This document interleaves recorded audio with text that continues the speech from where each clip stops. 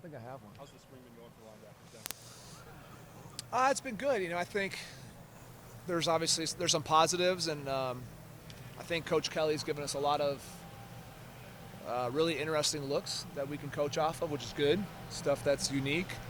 But I think it's been going well. The guys are growing every day, and you have a veteran like Cody Simon helps kind of set the pace for the room with the way he prepares and how good he is with attention to detail. So I think it's been a good start.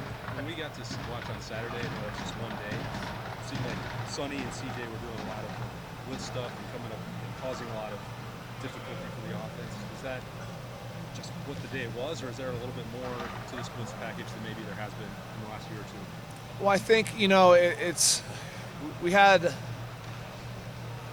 a lot of pressures in last year as well. We didn't really need to maybe use them as much as the year before, but we repped them in practice, and I think it's something that when you're going to be aggressive on defense, a lot of times in spring you're always trying new stuff out and fine-tuning the stuff that you did the year before and all that. So we have some very talented athletes that can blitz. That's one of CJ's strong suits. Sonny's gotten much better at blitzing this spring.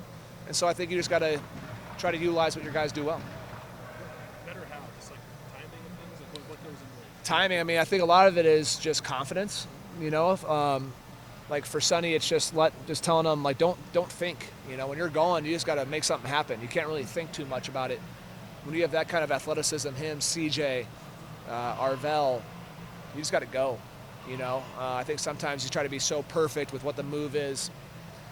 When you just go with speed and let your natural athleticism take over, then you're deadly. Hey, Chris, can you just get up to the mic for me Yeah. a little bit? Thank you. You got it. Is that sort of working safety out of it a little bit? I think Sonny's made a really smooth transition to linebacker. The early days you had to work on. Luke Fickle used to say this to us all the time. He'd say, "Be slow until it's time to be fast in the box."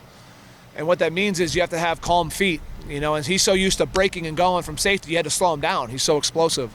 And so he's really gotten his footwork under control.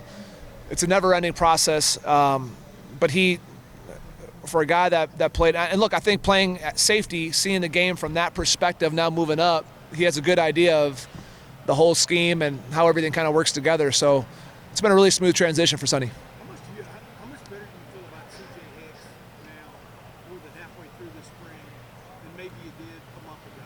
What has he shown you? Can you see stuff there that's going to translate into playing more in the fall? I think so. I think CJ Hicks has done a phenomenal job. You got to keep pressing him and making sure that he's really tapping into everything that he can offer. I think CJ sees the opportunity, and he's certainly making a case to get on the field this fall. So I think it's been a really good spring for CJ. There's just always, whenever you have a good day, you got to follow it up by another good day, and kind of stack days. And I think that's what a pro does. You know what I mean? Like there's always, if you want to be a pro, you got to keep stacking them. That's the expectation. And I think, he's had some really good days, and then he's had some days where you're trying to push him a little bit. But I think CJ, where he is now compared to where he was last fall, is he's a lot better football player. We've heard a lot of good things about a lot of individuals from your group so far this year, going down to Gabe Powers, Arvell Reese. Are you envisioning right now that you want this to be a 4, 5, 6-person operation when we get to the fall? Yeah, well, I think Coach Day's talked about it a lot, right? It's going to be a long season. And so I think we need to have – I've always been of the opinion, if you have two guys, you have two guys, and you ride with them, right? If you have six, you have six, and that's a blessing. So I'd say right now we're probably at 5 that I would feel confident rotating out there on the field. And look, I'm old school, right? So I come from the era, I used to yell at Luke Fickle when he would take me out. Oh, I'd get so mad. It'd be 42 whatever against Youngstown State, and I'd be so upset coming out of the game. But seeing how violent this game is from this perspective, now you have to say, hey, okay, not only within games can we keep guys fresh, right? But can we do that so that when you get to the last few games of the season that are the big ones, right, the ones that you're judged off of, when you get to the game, are we healthier? And I think it's kind of a both and, right? So I feel confident with 5 guys, and that's going to be week to week. You know what I mean? Like, these guys know. I think, honestly, who starts should be week to week. If you display during the week of practice that you're locked in and somebody else has a bad mental week, well, I can't reward you with starting if you have 6 mental errors during the week, you know what I mean, just because you started last week. So I think it's got to be that iron sharpens iron, constant competition through the whole fall. That doesn't sound like something James Laurinaitis would enjoy as a player, kind of as you just alluded to. But is that part of what has to drive you then? Was it driving you then? That you just assumed that was kind of the case when you played anyway? I always felt when I was here that they were trying to out-recruit me, which is the reality, right? Which is why it prepares you so well for the National Football League. That's why Ohio State prepares you so well for the league, because now it's like they're trying to outdraft you. And so I use that as fuel, but I also saw it firsthand. You know, like there was a season where it was John Kerr, Marcus Freeman, certain guys rotating week to week. And so I saw like, shoot, if it can happen to them, it can happen to me. So I just tried to be a certain way in practice. Like I tell the guys all the time, you have to control the things that take no talent. You have to eliminate all loafs. Like if you loaf on the field, you're a traitor. Like you should just go play for the other team. Like we can't be coaching effort. And then you can't have mental errors, because if you have a mental error, then you can't trust you. So those were the two things that I always, as a player, was like, all right, you're not going to catch me loafing, and you're definitely not going to catch me not knowing what I'm supposed to do. I might get beat. I mean, that's inevitable. It's football. Everyone's on scholarship, right? But those two things you can control every single day. What's the next step in Sonny's transition?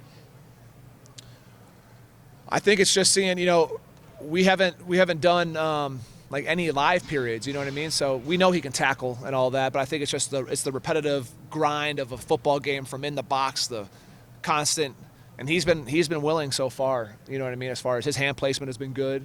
He's been willing to strike, he's tough. So it's just continuing to have him challenged to. There's plays right now where he's seeing it for the first time from a Will backer, and so the next time he sees it, maybe a throw, catch, tackle that's an interception. You know what I mean? Because he's seen it before from that perspective. Everything he's seen before this has been from top down, off the shelf, right? And so now it's dropping back, settling, driving. So he's made great progress, and I'm really happy with how Sonny's done. James, looking at recruiting, it seems like it's going really well for you. Obviously, you can't talk about specific recruits, but just overall, how do you feel like that's going, and are you enjoying the recruiting? I am enjoying it. I think it's fun to build relationships and get to know so many different types of kids, you know. Ohio State presents opportunity, right, in so many different ways. You're not going to get developed better anywhere else in the country. We have the largest fan base, the largest alumni. I mean, it's just opportunity everywhere, right? So you try to just explain your passion for the school that did so much for you, you know, especially being an out-of-state kid, not being from Ohio, and then realizing how much Ohio State changed my life. And so now you communicate that to other young kids who kind of see it, and you try to tell them the vision, like where you can get to. And I think the fun thing for me is that most of the kids I'm recruiting are way more athletic than I ever was. And so it's like I tell them, the only way I survived in the NFL 8 years was the fact that I had football intelligence. Like I knew where I was going. You know what I mean? I knew where I was fitting. And so if I can impart that information on kids who are extremely athletic, well, now you got something special. You know what I mean? How much are you guys as a staff already talking about a long season and the need to play more guys? Well, I think, yeah, you're going to have depth, because that's just the reality, right? It's a longer season. There's more games. And there's no excuse at a place like here. Like if I'm playing with maybe a guy who was third or fourth, it doesn't matter. You know, like you got to be ready to go. So I think depth is crucial at all of our positions, because injuries are going to happen. They're just part of football. You know, you never want to wish it upon anyone, and you're certainly not. But it's just, you can't be naive to think that you're just going to have every single starter healthy for the whole season.